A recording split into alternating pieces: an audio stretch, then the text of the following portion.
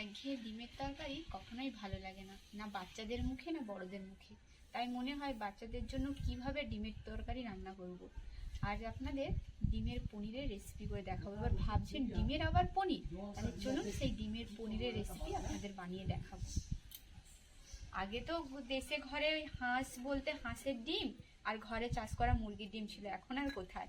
এখন তাই পোলট্রির ডিম নিয়েছি, ধনেপাতা, মটরশুঁটি, কাঁচা লঙ্কা, আর এখন তো টমেটো সবাইয়ের বাড়িতেই আছে। টমেটো, রসুন, আদা, পেঁয়াজ, আর নুন, হলুদ, ধনে আর জিরে। তাহলে চলুন কিভাবে করি আপনারা দেখুন, পরপর দেখতে থাকবেন, নাহলে বুঝতেই পারবেন না কিভাবে হয়। এবার একে একে ডিমগুলো ফাটিয়ে নেব।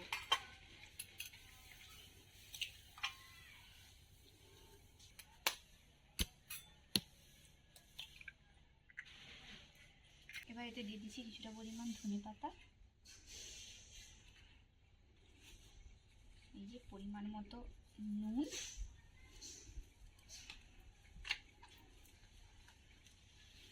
আর সামান্য পরিমাণ হলুদ।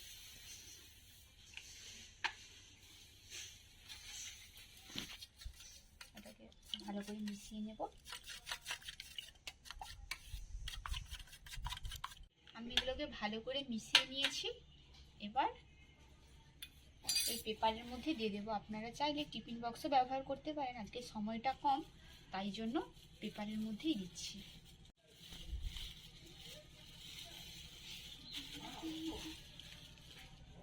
এবার এটাকে ভাপাতে দিয়ে দেবো। চলুন,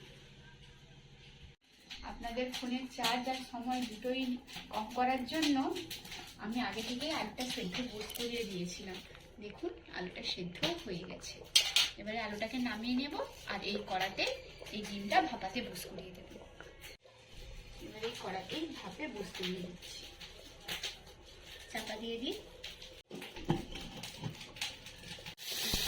10 মিনিটের মতো ভাপাতে দিয়ে দিয়েছিলাম, হয়ে গেছে। এবার এটাকে তুলে নেব, ঠান্ডার জন্য রেখে দেবো। এটা খুলছি, দেখুন কত সুন্দর নরম, পুরো দেখলে কেউ বলবে না যে ডিম, পুরো পনিরের মতো সফট। এবার এটাকে আমি পিস পিস করে কেটে দিই।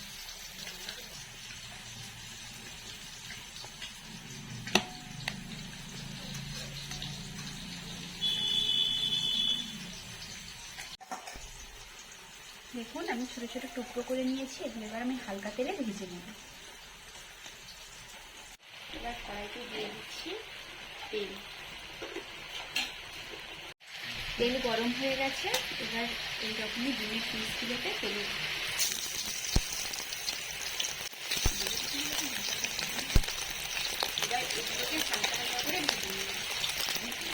ডিমের পিসগুলোকে লাল লাল করে ভেজে নিয়েছি। ওই তেলে দিয়ে দিচ্ছি সামান্য পরিমাণ চিনি রঙের জন্য। চিনিটা গলতে থাকুক। চিনিটা গলে গেছে। এবার দিয়ে দিচ্ছি পেঁয়াজ। পেঁয়াজটা হালকা হালকা ভাজা হয়ে গেছে। এবার দিয়ে দিচ্ছি রসুন। এরপর দিয়ে দিচ্ছি টমেটো কুচি আর কেটে রাখা লঙ্কা।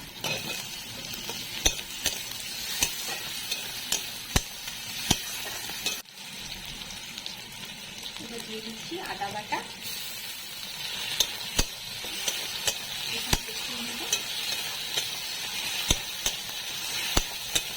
দিয়ে দিচ্ছি 1 চামচ হলুদ,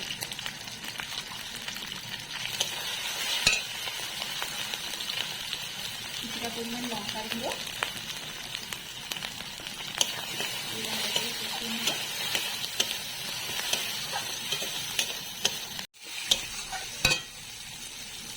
মশলাটা ভালো করে কষানো হয়ে গেছে। এবার দিয়ে দিচ্ছি পরিমাণ জল।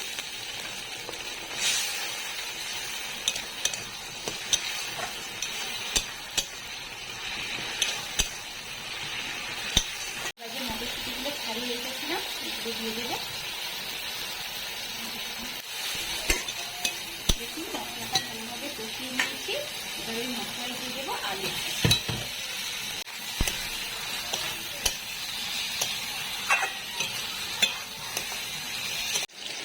দিয়ে দিচ্ছি পরিমাণ মতো নুন। এরপর দিয়ে দিচ্ছি পরিমাণ মতো ঝোলের জল। কেটে রাখা জিরে আর ধনে দিয়ে ফুটতে দেবো। ওটা দেখুন ভালো করে ফুটে গেছে, এরপর দিয়ে দিচ্ছি ধনে পাতা। এবার ভেজে রাখা ডিমগুলো দিয়ে দিচ্ছি। দেখুন তরকারিটা নামিয়ে নিয়েছি। আমাদের রান্নাটি ভালো লাগলে চ্যানেলটি সাবস্ক্রাইব করে দেবেন, লাইক কমেন্ট শেয়ার করতে ভুলবেন না।